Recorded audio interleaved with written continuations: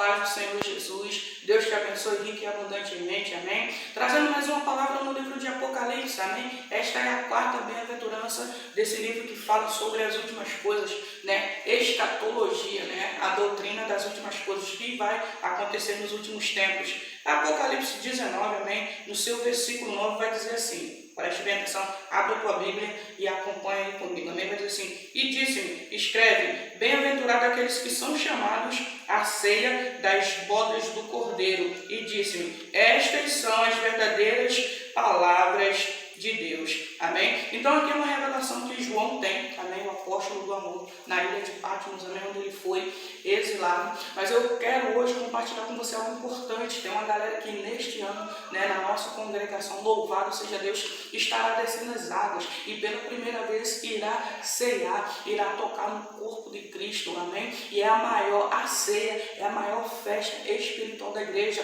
onde nós obtemos o nosso renovo, onde nós realmente fazemos, né, um cerimonial com tudo aquilo que Jesus passou para nos dar a certeza da salvação e da vida eterna. Recebemos novo, recebemos investimento, somos refrigerados, porque vivemos um mundo de angústia, né? Vivemos um mundo de aflição. Mas eu quero dizer para a tua vida, neste momento em que você acessar esse vídeo, não temas, porque Deus, Ele é contigo. Alguns estudiosos dizem que aproximadamente 365 vezes aparece essa palavra, não temas, não tenha medo, o Senhor é contigo, Ele te fortalece, Ele te sustenta, Ele que te capacita, te dá sabedoria, o Espírito Santo do Senhor, o Espírito Santo da verdade, o Espírito de promessa, o Espírito poderoso, o Espírito da inteligência, da sabedoria e da ciência, aquele que comunica para mim e para a tua vida as coisas celestiais.